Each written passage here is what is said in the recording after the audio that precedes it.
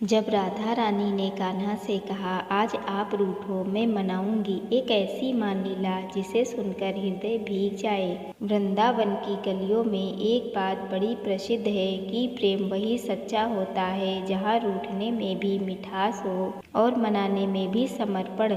और जब प्रेम स्वयं राधा कृष्ण का हो तो वहाँ हर लीला संसार के लिए शिक्षा बन जाती है।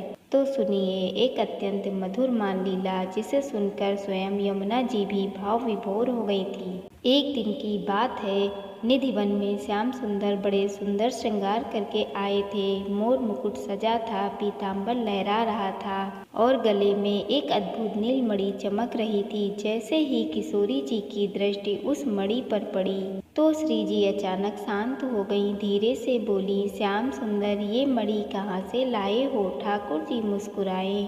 क्यों श्री जी, क्या हुआ? श्री जी मणि को ध्यान से देखने लगी, फिर थोड़ा मुख फेर कर बोली, इसमें एक सुंदरी दिखाई दे रही है। उसकी आंखें कितनी सुंदर हैं, उसकी मुस्कान कितनी प्यारी है और देखो ना वो तुम्हें कितने प्रेम से देख रही है। फिर थोड़ा मान करके बोली, हमसे भी अधिक सुंदर है क्या? सच सच बताओ कान्हा, ये कौन है? श्री जी अपने ही छवि उस मणि में देख रही थी। पर प्रेम इतना भोला होता है कि अपने सौंदर्य को भी किसी और का समझ लेता है। इतने में ही ललिता सखी आ गई, बोली, अरे आज हमारी श्री जी मान क्यों कर रही हैं? ठाकुर जी हंसने लगे, बोले, हम जो मणि पहन कर आए हैं उसमें इन्हें अपना ही प्रतिबिंब दिखाई दे रहा है और अपने ही रूप को देखकर पूछ रही हैं, ये कौन है? इतनी भोली है हमारी राधा। सब सखियां हंसने लगी और श्री जी लजा गई। फिर एक दिन श्री जी बोली, श्याम सुंदर रोज हम ही मान करते हैं,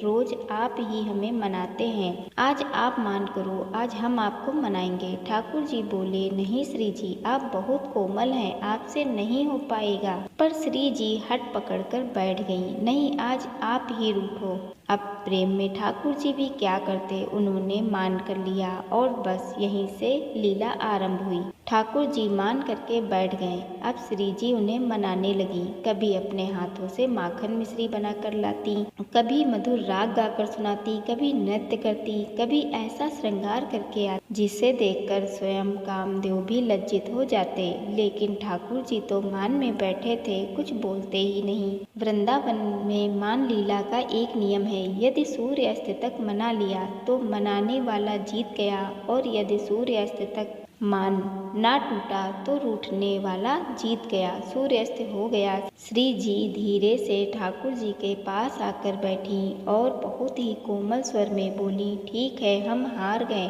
अब तो मान छोड़ दो। लेकिन ठाकुर जी कुछ बोले ही नहीं और बिना कुछ कहे नंद भवन चले गए। उसी रात श्री जी को नींद नहीं आई, बार बार यही सोचती रहीं, इतना कठोर मान बिना बात किए चले गए। दूसरे दिन भी वही हुआ, श्री जी फिर आई, फिर मनाया, लेकिन ठाकुर जी नहीं माने।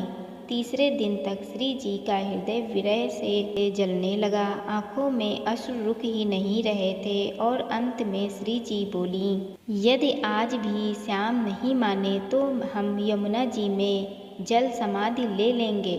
जैसे ही श्री जी यमुना तट पर पहुंची, उनकी आंख से एक अश्रु बिंदु यमुना जल में गिरा और उसी क्षण पूरा यमुना जल लाल हो गया। यमुना जी प्रकट हुई, हाथ जोड़कर बोली, हे श्यामा जी, आपके हृदय में इतना विरह, आपके एक अश्रु का ताप इतना है कि इतना ताप तो नरक में भी नहीं होता। बताइए किसने आपको इतना दुख दिया? श्री जी रोते हुए बोली, तुम्हारे श्याम 3 दिन से मान करके बैठे हैं। यमुना जी बोली, बस इतनी सी बात है, अब देखो मैं क्या करती हूँ। यमुना जी ने उसी क्षण श्याम सुंदर का रूप धारण कर लिया। वैसी ही पीताम्बरी, वैसा ही मुकुट, वैसी ही बंसी, वैसी ही चाल, जो देखे वही भ्रमित हो जाए। और फिर यमुना जी उसी रूप में ठाकुर जी के सामने से निकली। नूपुरों की मधुर ध्वनि सुनकर ठाकुर जी चौंके, अरे ये तो हमारे नूपुरों जैसी ध्वनि है। पीछे मुड़कर देखा तो स्वयं अपने जैसा एक और श्याम सुंदर चलता हुआ दिखाई दिया। ठाकुर जी दौड़ कर गए। अरे भैया, कौन हो तुम? यमुना जी बोली, हम श्याम सुंदर। ठाकुर जी बोले, श्याम सुंदर तो हम हैं। अब दोनों में लीला होने लगी। ठाकुर जी बंसी बजाते तो यमुना जी उससे भी मधुर बजा देती। ठाकुर जी अपनी काली कमली दिखाते तो यमुना जी भी वैसी ही दिखा देती। अब निर्णय कैसे हो? तब यमुना जी बोली, एक उपाय है। जिसकी बंसी की धुन सुनकर राधा रानी उसके पास आकर खड़ी हो जाएं, वही असली श्याम सुंदर। ठाकुर जी मन ही मन घबरा गए। हमसे तो श्री जी अभी भी नाराज होंगी। यमुना जी ने मधुर बांसुरी बजाई और उधर से राधा रानी चल पड़ी। ठाकुर जी दौड़कर श्री जी के चरणों में गिर पड़े। श्री जी, हम ही असली श्याम हैं, अब कभी मान नहीं करेंगे। लेकिन श्री जी मुस्कुराईं और जाकर यमुना जी के पास खड़ी हो गईं। अब तो सारी सखियां यमुना जी पर चंवर डुलाने लगीं, उन्हें सिंहासन पर बैठाने लगीं और इधर स्वयं ठाकुर जी खड़े खड़े रोने लगे। अरे, हम ही असली श्याम सुंदर हैं। तब श्री जी बोली,